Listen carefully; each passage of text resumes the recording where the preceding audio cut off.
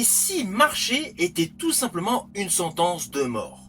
Vous allez découvrir dans ma chronique comment Marche ou crève, la dernière adaptation d'un roman de Stephen King pour le cinéma, transforme une course d'endurance en une lutte implacable pour l'âme humaine. Naturellement, on voit ça ensemble. Mais avant cela, n'oubliez pas, si vous n'êtes pas abonné, pensez à le faire. Pensez surtout à la petite cloche pour les notifs, pour être au courant dès que je publie une vidéo. Et par ailleurs, pensez à me mettre en commentaire tout simplement le titre de la meilleure adaptation cinématographique d'un roman de Stephen King pour vous. Let's go! Le corps ne vous écoutera pas. Pour certains, le cœur lâchera. Pour d'autres, ce sera la tête. Et le sang coulera sans crier gare.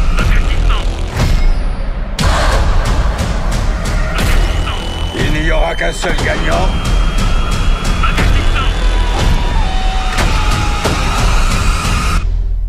Et pas de ligne d'arrivée.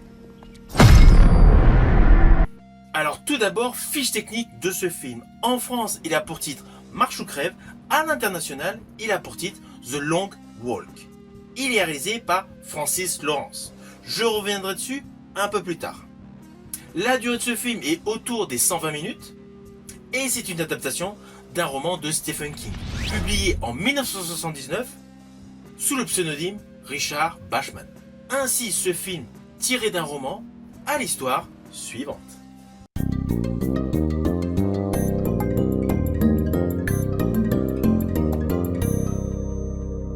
Alors nous sommes dans un futur indéterminé.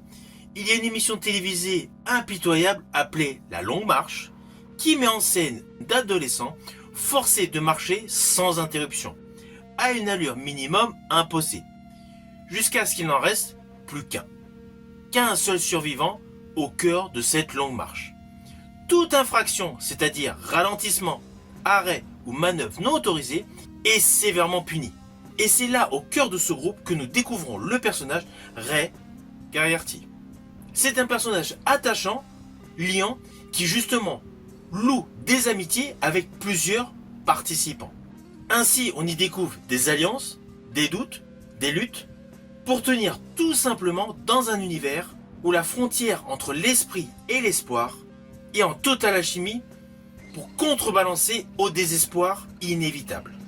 Sur le fond de commerce d'une simple marche, un véritable problème de société est mis en exergue. Alors naturellement, je n'irai pas plus loin sur les lignes scénaristiques de ce film, surtout si vous ne connaissez pas du tout le livre et que vous avez l'intention d'aller voir ce film.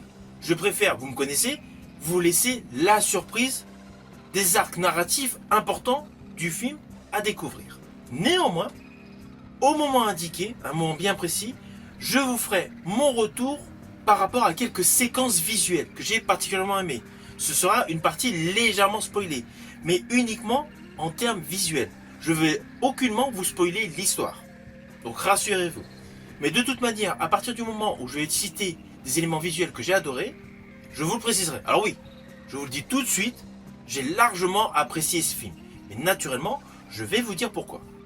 Alors tout d'abord, cette adaptation cinématographique de Francis Lawrence est totalement audacieuse.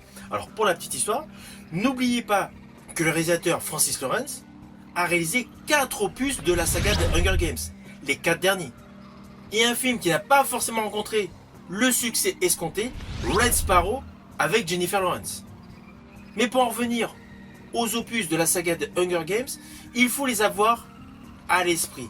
Il y a tout un côté teenage, monde dystopique, qui est retransposé dans le même style. Alors oui, les décors sont radicalement différents, mais il y a une ambiance particulière qu'on retrouve et qui donne justement de l'authenticité à ce film. Je m'appelle Ray Garrity, tu peux m'appeler Ray. Moi, c'est Peter McVries. Moi, c'est Hank Colson et la marche, c'est mon truc.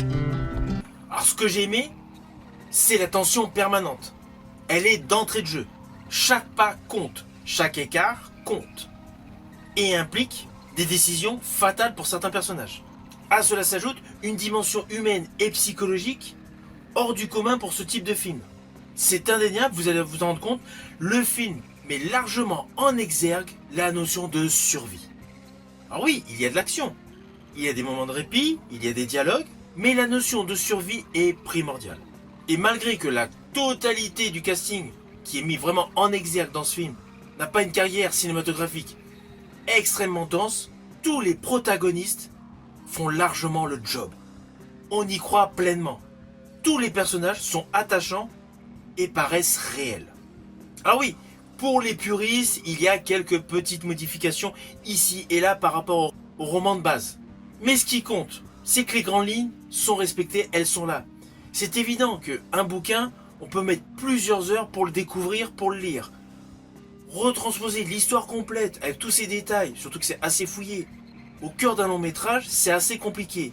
Là, ce qui compte, c'est que toutes les grandes lignes, et surtout la trame de base, l'axe central de toute l'histoire du film, est totalement respecté. Surtout que toute l'histoire est servie par une mise en scène de très bonne qualité, avec une colorimétrie en adéquation avec le côté anxiogène et flippant qui se dégage dans cette histoire. On a beau être en plein air, on a l'impression que l'espace se réduit petit à petit sur les personnages au fur et à mesure de leur marche. Premier avertissement. Continue de marcher, c'est ça.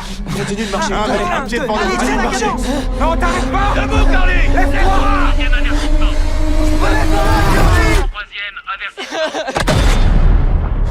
Ah oui, côté casting, j'ai oublié de vous dire. Outre le fait de pléthore de jeunes acteurs, il y a un acteur emblématique qui a un rôle important. Celui du commandant, le fameux commandant tyrannique de ce film. Eh bien sachez que ce rôle est interprété par l'acteur Mark Hamill. Jadis, le fameux Luke Skywalker dans la saga Star Wars. Alors je vous préviens, il est quasi méconnaissable. Il a des lunettes de soleil jusqu'à la fin. Même qu'il se déroule sous la pluie, il a quand même les lunettes de soleil. On ne voit aucunement son regard.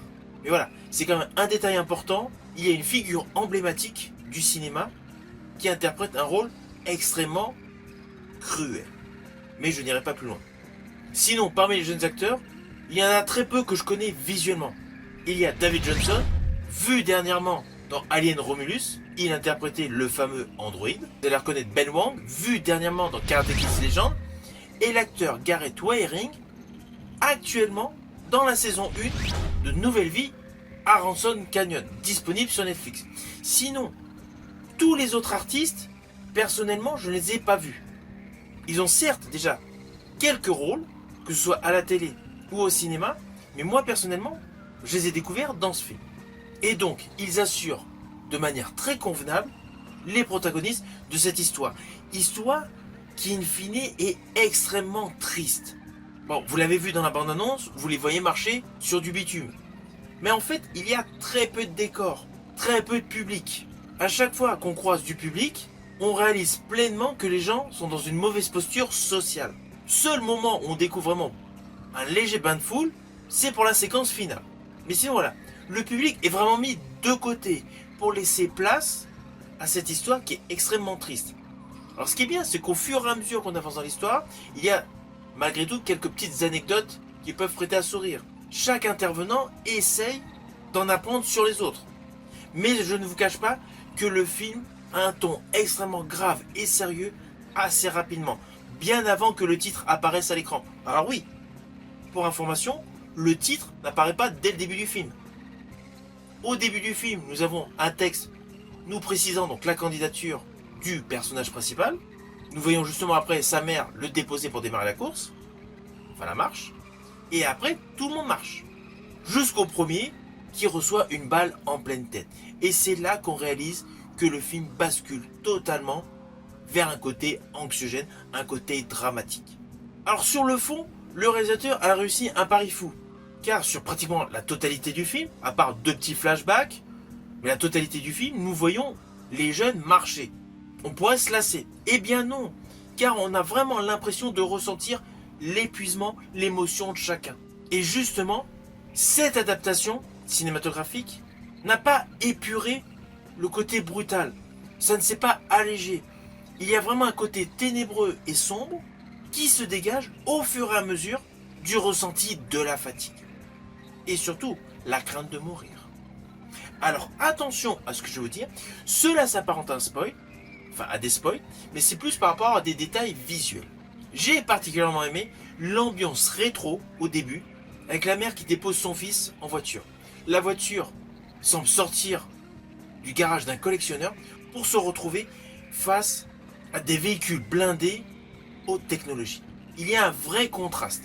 J'ai aimé donc cette ambiguïté, ce côté antagoniste dès le début. L'autre effet visuel, c'est la présentation de décors totalement épurés. Décors, du coup, qui nous identifient aucunement la période. On ne peut pas du tout deviner à quelle époque on se situe. Même le final qui est sous la pluie, il y a beau avoir les flashs, la foule, tout ce que vous voulez, c'est indéterminable. Et le dernier détail que j'ai particulièrement aimé, c'est tout le travail de make-up. Il y a un individu dans les jeunes qui est apparemment malade, qui a des allergies. Son état se dégrade vraiment. Au fur et à mesure de l'avancée de l'histoire, son état se dégrade. Et c'est extrêmement bien fait. Et ça, c'est uniquement la partie maquillage. Vous voyez, j'étais pas du tout des spoils de folie. Ça m'a pris un moment avant que je comprenne. C'est marche ou crève. Alors, pour la petite histoire, sachez que la semaine prochaine, je vous présenterai mon retour sur une série adaptée d'un roman de Stephen King.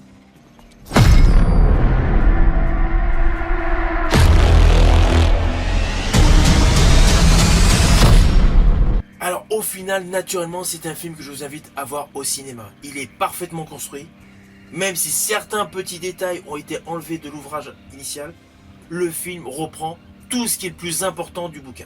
La réalisation est sublime, et surtout, le film pousse à la réflexion. Ce n'est pas uniquement un film à connotation horrifique issu d'un bouquin de Stephen King. Il y a une réelle réflexion qui s'appuie sur ce film. N'oubliez surtout pas de me mettre en commentaire ce que vous avez pensé de ce film. Je vous dis à bientôt pour une prochaine vidéo.